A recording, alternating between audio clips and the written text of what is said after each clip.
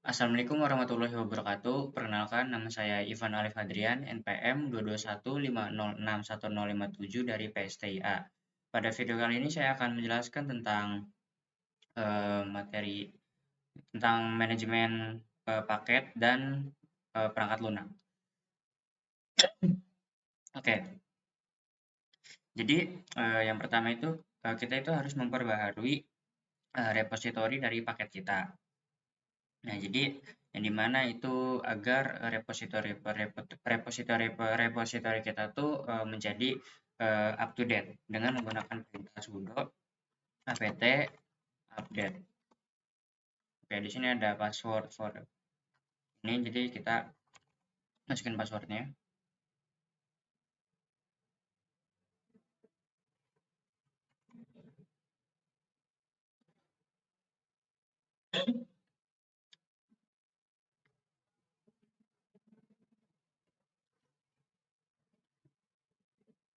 Oke, jadi salah rupanya passwordnya. Jadi ini adalah proses dari updating yang dimana ini akan memperbarui repositori paket kita di dalam server Ubuntu kita. Oh iya, sebelumnya ini saya menggunakan putih yang dimana itu akan menghubungkan Windows kita dengan server Ubuntu. Oke, di sini udah beres ya, udah di-update semua. Oke, selanjutnya kita itu pembaharuan paket ya. Tadi kan update repository. Nah, sekarang ini kita pembaharuan paket. Nah, pembaharuan paket itu kita menggunakan perintah sudo pt up upgrade. Nah, tadi kan update ya. Sekarang itu kalau kita ingin memperbarui paket, itu kita pakainya perintahnya upgrade. Kalau ingin memperbarui repositori, itu menggunakan update. Enter aja. Nah, ini ya. Nah, ini tungguin aja sampai prosesnya selesai ya. Ada di sini kelihatan tuh ada 255 MB. Ya, 1%. Jadi tungguin aja. Mungkin video ini juga akan saya percepat biar nggak bosen juga nih nontonnya.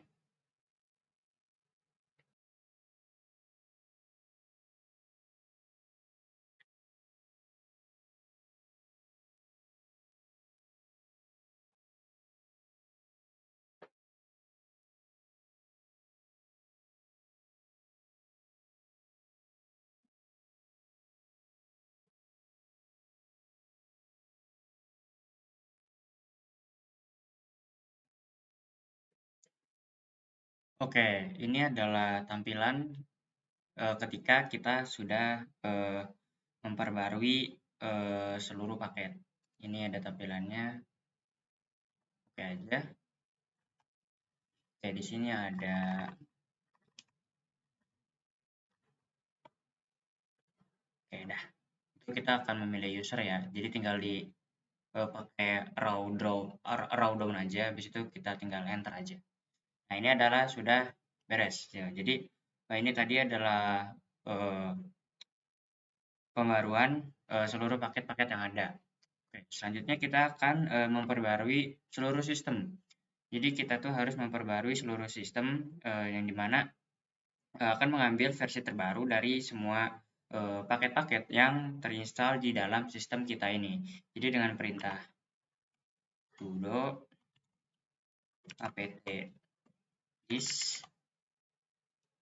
itu upgrade. Ini oke, jadi tadi inputin nama juga. Oke, di sini udah beres pembaruan seluruh sistem. Oke, jadi kita kan tadi sudah memperbarui segala macam. Nah, kita tuh pengen tahu nih apa aja sih informasi-informasi paket apa aja yang telah ada di dalam sistem kita. Coba kita pakai apt list.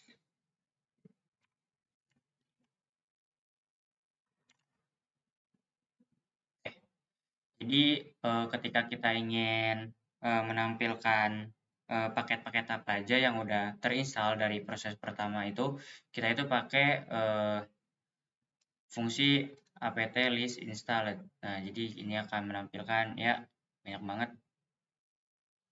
banget ya. Di situ misalkan kita pengen menampilkan informasi paket. Nah, ini kan tadi kita melakukan menampilkan list-list paket ya dengan apt list installed. Habis itu kita pengen menampilkan apa namanya, informasi paket. Misalkan kita informasi paket add user kali ya. Add user, misalkan kita apt show, habis itu add user. Nah, ini adalah informasi-informasi paket dari add user itu. Selanjutnya, misalkan kita pengen menampilkan apt history list. Ini apt history list ini buat apa namanya, menampilkan riwayat instalasi. Ya, nggak ada karena apa? Mungkin ini karena saya hanya memperbarui ya, saya itu hanya memperbarui, tidak menginstal apa-apa, jadi dia itu nggak ada.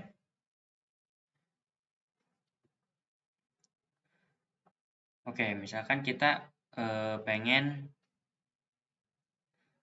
memblokir ya, misalkan kita pengen memblokir sebuah paket yang ada di dalam list itu. Misalkan kita pengen ngeblokir paket yang gampang aja ya, paket ini ya.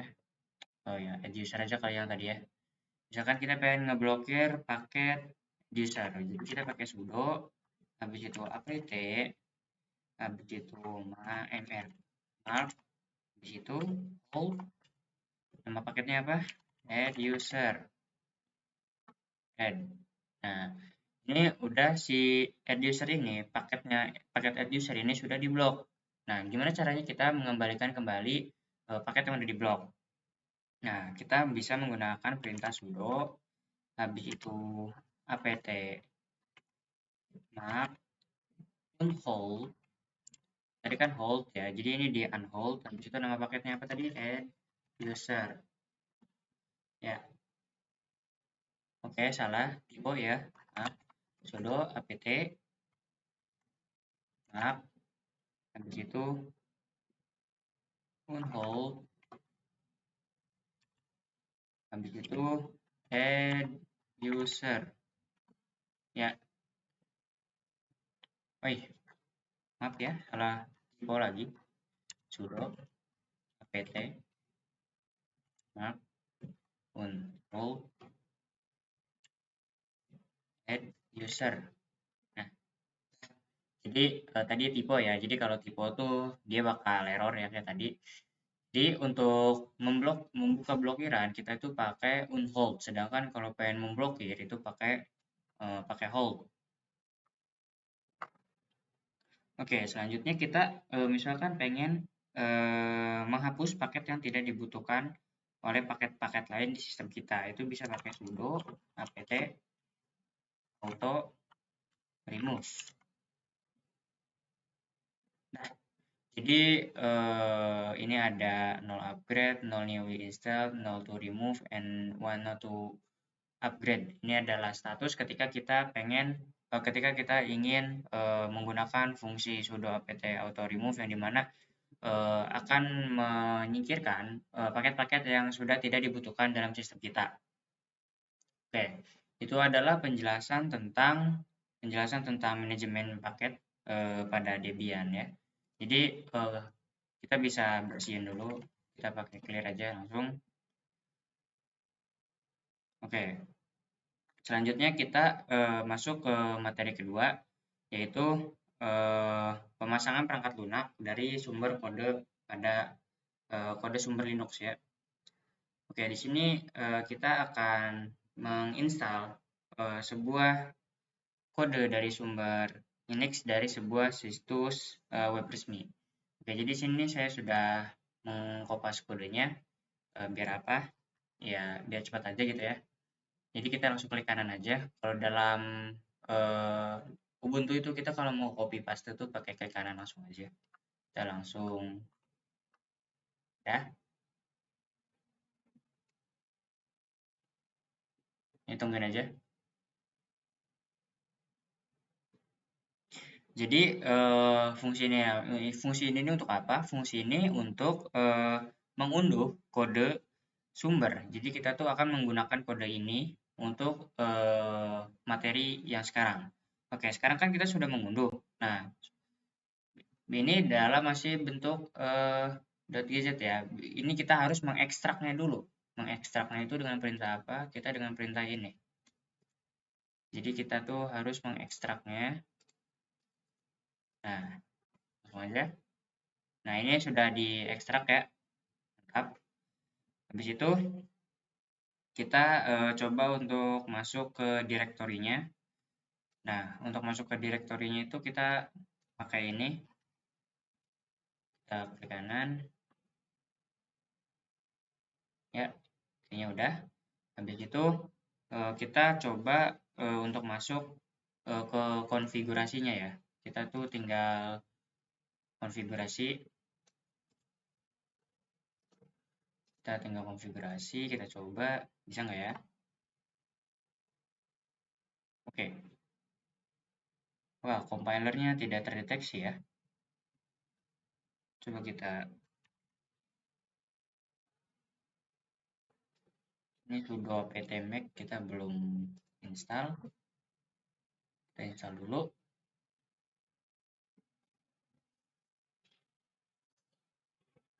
Oke, ini oke.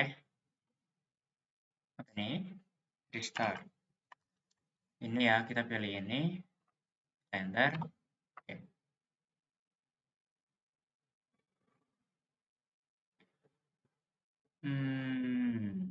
Coba kita pakai konfigurasi lagi.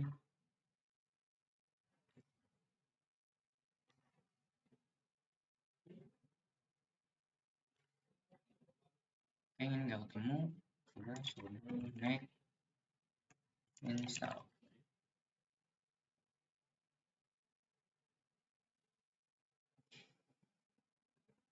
Oke, kita coba menggunakan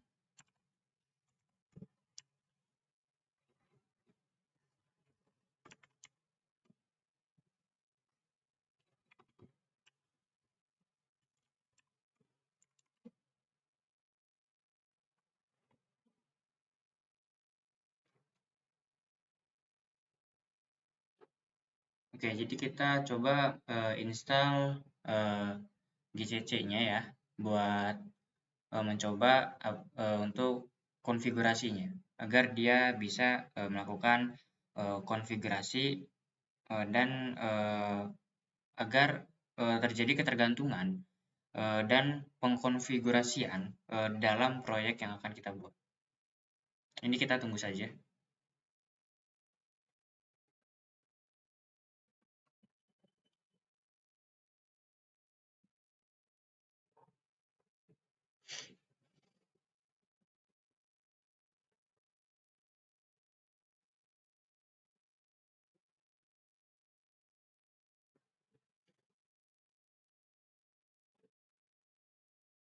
Oke, ini akan keluar seperti ini. Kita enter aja. Enter. Oke, kita coba lagi menggunakan konfigurasi ya. Itu configure. Oke, mantap, sudah bisa.